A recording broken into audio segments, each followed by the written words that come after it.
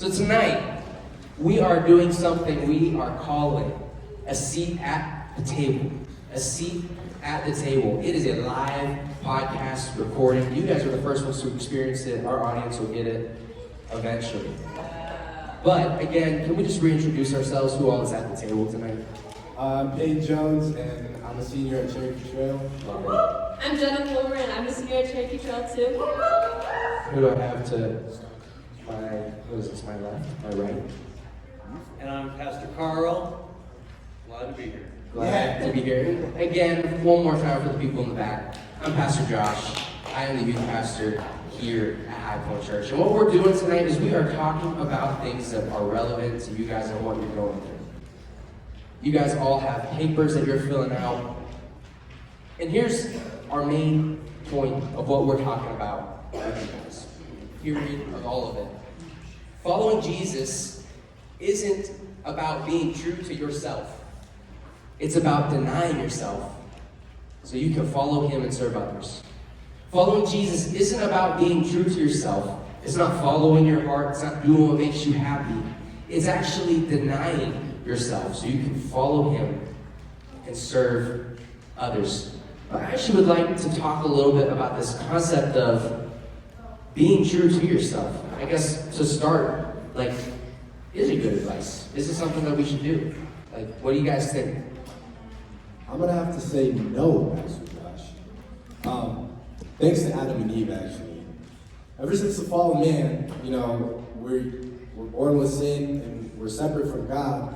And so if we're being true to ourselves, then we're sinning, and therefore we can't be with God.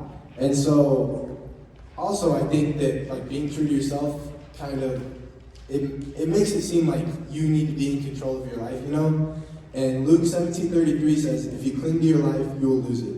And if you let your life go, you will save it. So obviously, we should not be true to ourselves. We should be true to God and give him control so that we can be saved. Sounds like you're saying when you try to be true to yourself, you're actually leading yourself in the wrong direction. That is correct. You don't know what you want, and when you think you know what you want, you're actually going contrary to where you're supposed to be going. Is that kind of Is that kind of where you're going with that? No, yeah. I would agree with that. Being true to yourself, though, is a good thought in theory.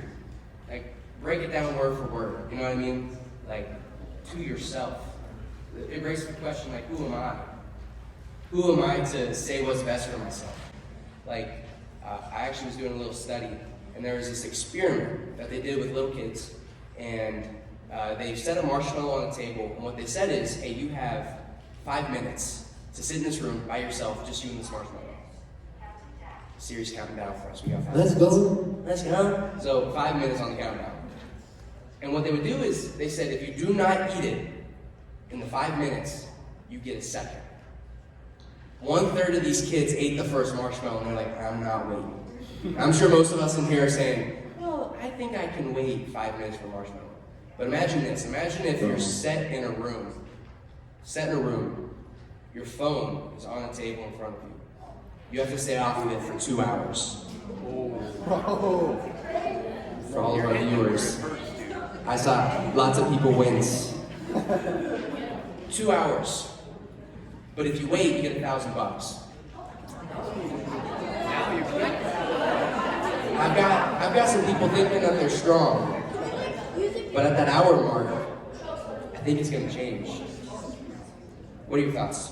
What are your thoughts on being true to yourself? Well, personally, to sum up what you guys were saying, what I was thinking was what Peyton kind of said. We were designed to fail. We were designed to be imperfect people. And so if we stay true to ourselves, we're staying true to somebody who's going to fail, something that's imperfect, something that's not complete. And so what I was thinking is thankfully we have Jesus who died for us, and his grace is so perfect and beyond understanding that if we stay true to ourselves, we're going to fall short. But if we stay true to Jesus, no matter what we do, we still can come back to that. And so I think instead of staying true to ourselves, because I'm the kind of person that needs an answer, I think instead of staying true to ourselves, we can hold on to truth and staying true to what is actually true and what we read, because that never fails. You're saying this timeless truth. That's good. That's so key. Kind of continuing. Can I just disagree with you all? Absolutely, go for it, Carl. No. I just want to say that on all things, there's there's balance on two sides. And I think, I don't disagree actually with anything you're saying, but I do want to say that our world often wants you to be not who you are. And I think where that saying comes from, being true to yourself, is I do think you need to be you. You need to be who God made you to be. You are not a mistake. God made you just the way you are.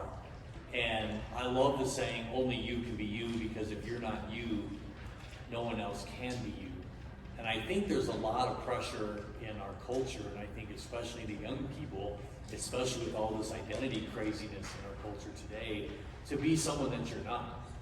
You know, and so I do think if you're being true to yourself, make sure that you're being true to the you that God created you to be, not, and what you guys are speaking to is a selfish you, or your selfish desires, or a you that is contrary to what God wants. So that's not disagreeing with you really, but it's saying God did create you with a purpose. We all know Jeremiah 29:11. I know the plans I have for you, declares the Lord, plans to prosper you, to give you a hope and a future.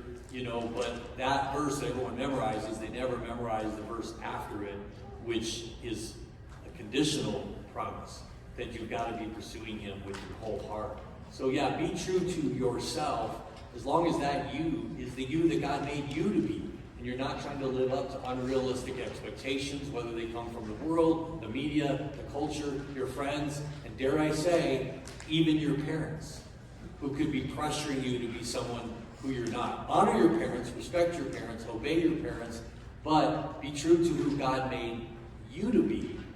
And so that's just the flip side of that coin. That's a great point. And I think there's a balance of who you're being true to, because then you're being true to God if you're true to the you that God designed you to be. Because ultimately, like, different parts of us want different things. Yeah. Right? Different parts of us want different things. Like the Apostle Paul says, like, I don't do what I want to do, and I do what I don't. He's saying, like, we live in this constant tension where we know what we want to do, but we also know where the Spirit of God, like, what He wants us to do. And we live in this tension of, like, different parts of me wants to do something different, and how do I honor God while also, like, what does true to myself mean in the context of honoring God? Yeah, read Romans 8. They call that the Romans 8 syndrome. It's nice to know the Apostle Paul struggled. Because I know when I was a kid, I got in trouble a lot. And my mom would just tell me there's nothing wrong with you. You're getting in trouble because you don't know yet how to use the way God made you. You don't know where these skills are going to lead you. Kids pastors didn't exist when I was a kid, so people just didn't understand me. And now the things that got me in trouble for were my job. So, you know, It came full circle. Yeah, but it was like, it didn't fit in me. The package that God gave me for my life calling didn't fit in me while I was a kid. And so a lot of the things that you don't understand or frustrate you, it's because God's got a calling for you, but you just haven't figured it out yet. So trust Him that in time you will. I also think, like, kind of what you guys were talking about, like, the solution to that is, like, know what you're rooted in. Because what you're saying about staying true to yourself in terms of, like, a changing world and, like, things around you is the same thing as staying true to God. Like, if your roots are firm and, like, strong, like, we talk about it a lot here and stuff, but if you have a strong foundation, firm roots, like, you know your morals, you know what you want, you're not going to be able to be easily shaken and easily swayed into not being true to yourself. Yeah, and something, Peyton, I'd love to hear you touch on this. Like, when you started following Jesus, did everything fall into place, or like was it difficult at first? Like, what was that like when you first began to follow Jesus? Okay, so here's the thing. I was baptized when I was 8. So it was. He's been down bad. It was pretty easy, you know. Stop stealing cookies from the cookie jar. I didn't have the same story. Your life's pretty easy, you know. But I mean, I just want to say that, like, it's not the beginning might be tough, but God doesn't promise an easy life in general. So like, even way after you're a believer, life's not going to be easy. Like, my dad talked about it. He's like one of the strongest believers I know, and like there's been points where we've had literally nothing. And so I think like the easy thing to believe is once you become a believer, your life's set, everything's good. But it's a lifelong journey, and you're always working towards that end goal. Like there's an ebb and a flow to it. Yeah. Like don't live on the mountaintops. They've got the best views. Don't live in the valleys, even though they've got the best food. Like live in the moment. Yeah. Sorry, that's something that I came up with in college. Mountaintops have the best views. Valleys have the best food. But don't just live in those places. Because if you think that your journey with Jesus is just valleys, I mean, you're going to be depressed. I'm just going to be honest. And if you think that your journey with Jesus is just going to be mountaintops, you're going to be waiting for the ecstasy of following Jesus. And then when troubles come, that there's no, just like you touched on, there's no foundation. We've got to be able to live in that. Like, I know following Jesus is going to be hard at times. People may not understand me at times. Like, I remember in high school, my friends thought that I was crazy when I first decided to follow Jesus. They're like, so you're saying you can't do all the stuff you were just doing last week? I'm like, no. It's not that I can't. It's that I'm not going to be true to the myself that everybody says I'm supposed to be. I'm going to be true to the self that I know God has created me to be. So I'd love to talk about like this idea of strong desires and deep desires. Like what do you guys think a strong desire is? What do you think a deep desire is? Are they the same? Are they different?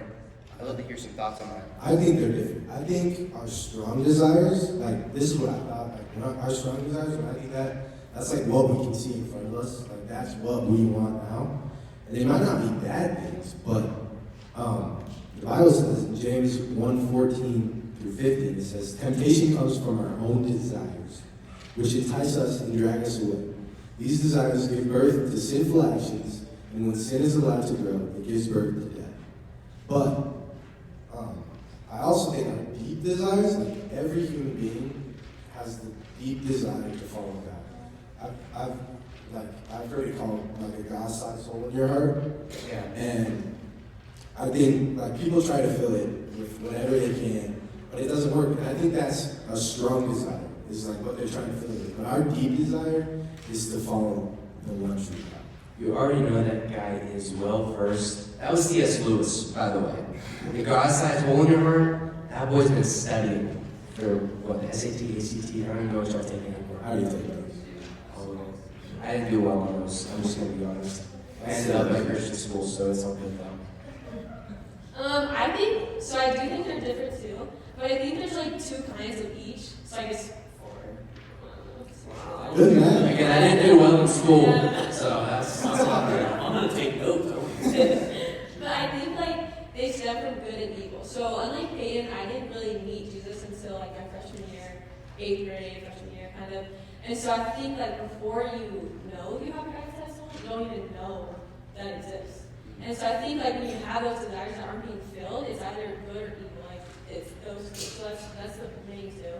And then there's strong and deep. And so I thought like strong is like superficial, like something you want, something that can come and go, something you want in that moment.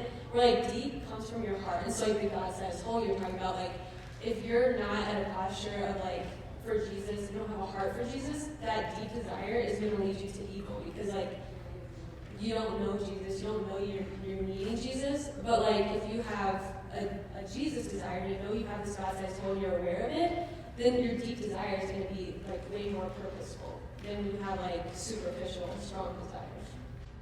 One of the things that was a big insight for me late in my Christian life, a lot of people have memorized, and I looked it up here, a lot of people have heard the verse. It's in Psalm 37:4. A lot of people memorize this. And it's basically delight yourself in the Lord, and He'll give you the desires of your heart. And it sounds like a great bargain. Like we all have desires, right? Things that we want to get out of life. So God says, hey, if you delight in me, I'll give it to you. And that sounds like a super I'm getting a bargain. Lamborghini, that's Yeah. I literally used to joke about a candy apple red, 5-speed stick shift, Lamborghini with a trunk full of cash. Like that was my joke. And so if I delight myself in the Lord, He'll give me the desires of my heart. So all I got to do is like read my Bible, go to church, worship, think about pure things, right? And then God will give me my checklist. But probably was my youth pastor who pointed out to me, or was a pastor, I don't remember, but he actually reframed this that when we delight ourselves in the Lord, I hope I can explain it as well as it explained to me. I know where you're going. He will give us the desires of our heart. It's not that we have these desires, and here they are, written on a list. We delight ourselves in the Lord, and then He'll give us that list. Vending machine God. It's that when we delight ourselves in the Lord, He gives us the list. The actual God. He gives us the desires of our heart. So what happens is that as we delight ourselves in God, it changes what we desire. Because out of that relationship with God, the things you desire changes. I can give you a real practical example. I fell in love with my wife. Our desires changed. Like my wife, before meeting me, was not a Star Wars fan. After we started dating and got married, my wife loved Star Wars. In fact, she read every Star Wars novel. They're now legends because of Disney buying it and going, those are all fake. I mean, it's all fake, but I just say that. Star Wars is real. But they changed them all to legends. But she read, we finally sold them because they take them so much space, but she read 35 or 40 Star Wars novels. She would have never read those if she hadn't married me. On the other hand, I got into rubber stamping. And I have a whole box. Most guys don't know. I have a whole box of rubber stamps and punches. And so now when I send encouragement notes to people in my ministry, I open my drawer in my office, I'll show you tomorrow, and I have a whole drawer of rubber stamps and punches, and I can send very nice, personalized encouragement notes to the women volunteers in my ministry. Pastor Carl, you just made my day. And so, but I would have never gotten into rubber stamping because my wife changed the desires of my heart. So I guess I'm not into rubber stamping because I'm single. Yes. I guess that'll change. You will get into things that will shock you once you're married. So the point is, your relationship with God will change your desires. And just as your future wife, Lord willing, will change some of your desires. So your desires change as you get to know God and as you love God. Yeah, like our strongest desires are rarely ever our deepest. And just like you said, God is true. When we are in real relationship with Him, He actually changes our desires. The things that we long for change. It's like, before I had COVID, I loved chocolate. After I had COVID, I couldn't eat it. That's what an encounter with Jesus is like. It's like, you may love it before, but when you actually tasted something that's good, or you've had an experience with God, your desires Lost me. Did you have a relationship with COVID? No, I had a relationship with chocolate. And that changed. Because you were isolated with chocolate. No, I lost my sense of taste. And when it came back, I didn't like chocolate. I could drink coffee black. I couldn't eat chocolate though. Really weird. Really weird. Personal growth. We're going to talk about that. But kind of tracking on this though.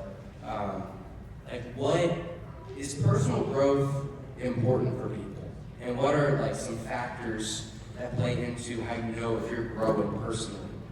I think personal growth is important because we're growing every day. And if you're not growing, you're growing the other way. You know what I'm saying? You're either going this way or this way. Can't coast.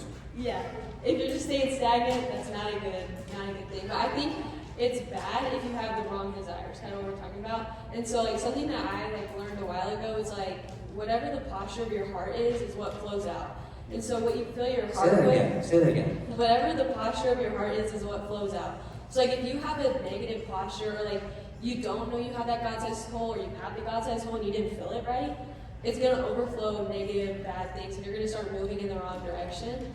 But if you have a good, godly perspective and godly posture in your heart, you're going to start growing in the positive direction. And I think what's important in this is a lot of times in personal growth, even in my life, softball or working out or school, it's really easy to get discouraged every day and be oh, well, today was a bad day on the field, or today I couldn't lift close to my max or whatever. And you're going to start going the wrong way.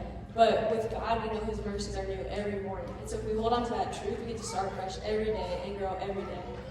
Well, we're also sitting next to a softball college commit, so we got a lot of bad days next to me. But I love how you said that because, the life we want doesn't come from staying who we are. It comes from growing into who we're supposed to be. It's not just something oh, I'm just going to keep doing the same thing over and over, and I'm just going to start growing eventually. No, it's actually, if you do the same thing over and over again, expecting a different result, that's the definition of insanity. Definition of insanity. Like, if you want different results, don't do the same things. If you want the same results, do the same things. Like, that's just the nature, that's just the law of nature and how it works, how it functions. Pete, what are your thoughts on personal growth? Well, I was thinking, like, when you are growing, people are going to see it through the fruits of the Spirit, right? Like, if you're in the Spirit, that's going to show. Like Jen said, like, if you're doing negative things, everything's going to be negative. But if you're growing in your faith personally, people are going to see it by the way you act, by the way you talk, like your whole personality is going to change. But I kind of wanted to talk about the practical ways to grow personally. Yeah. And two big ones for me is finding a mentor and finding a mentee. If y'all don't know what a mentee is, that's not like a your mentee. mentor. Because like to have a mentor, like that's good because you need that wisdom, but you also need someone that looks up to you because that is a big personal check, like big time. They keep you accountable. For sure. And it's just like having a mentor is someone that will encourage you, that keeps you accountable, and then having a mentee is someone that you can like give that away to. So you take the encouragement and you can give it to the mentee, the person that you're mentoring, and then it's just And that doesn't have to be formal. I mean, one way we look at that is, you know, Paul had Timothy, who he was pouring into, whenever Timothy meets Paul, it's literally just picking a friend and saying, this is a friend I'm going to pour into. You don't go up to them and say, hey, will you be my mentee? They'll be like, who do you think you are? You know, but it's Can you sign some paperwork for me? But you just say, you just decide in your heart, this is a friend I'm going to invest in. And I'm just going to share what God's doing in my life. I'm just going to pray with them, you know, pray for them. And then you look for someone that you can ask them, would you disciple me? Would you pray for me? Would you ask me if I'm doing my devotions? As pastors, obviously we can rattle off, you should be reading your Bible, going to church, all those things. And you know that. You have to build something in your life to help you do it. Otherwise you won't. I remember my youth pastor challenging me, think of something in your life that you don't miss. For me it was eating. And hook your spiritual diet to a physical diet. So now we have our phones, but I have a physical back pocket Bible, and I wouldn't eat unless I read a chapter of the Bible. And I still have this worn back pocket Bible, and literally, if I hadn't read a chapter of the Bible, then I couldn't eat. And that helped me just go, I will never fail to feed my body. Luckily, I had high metabolism, so I stayed thin. But I wouldn't eat. And Sonny's got to do something like that. I will not go to bed unless I've read my Bible. I will not find your fix. If you're hooked on Coke, I won't have Coca-Cola. Coca-Cola.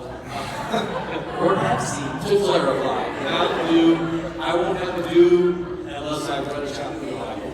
Give yourself some mechanism like that in your life. But you say that in church? We're going there. Yeah, but I want to jump on this. What does it look like? It looks like, and I'm going to say it a funny way so you remember it. It looks like fresh bread. One thing my youth pastor challenged us on is we always had to be able to share something fresh. If people ask you what God's doing in your life or to share something from the Word of God, if you have to go back to share some insight or Bible verse or something that's ancient, and you're always sharing, like I'm always sharing Jeremiah 29:11, and you're like, yeah, I already shared that 1,000 times. I always challenge you, you can ask me, can you share like maybe more recent verse God showed you? That's cool. You know, what's God showed you in His Word this week? What's God done in your life recently? Because if you are growing, you're going to have some fresh bread. No one likes old, moldy bread. You need to have some fresh bread. Fruit gets old and smelly. It might have been great 6 months ago. But if you're still sharing old fruit or old bread, it's gross. It was great then. And make that a challenge among your friends or even in your small group. And you get some fresh fruit, you get some fresh bread. Yeah, I can attest to that. I've got some what else? Snow sugar snap peas? Are those what they're called? In my fridge. They look like they're ready to grow legs. So stuff goes bad if it's not fresh.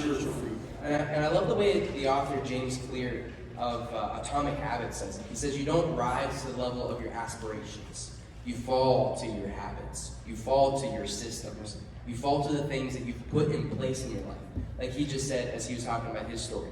Like he didn't eat until he read a chapter of the Bible. That's a system. And it wasn't like, he didn't just aspire to do it. He kept the Bible in his pocket, made it practical, made it realistic for him to do. Just as I was thinking about that idea of personal growth, there were three things that really kind of just stood out to me as things that I think help us in our ability to grow. I think first we got to decide what you want most. Like decide, sit down, maybe even if tonight in your bed, think about it.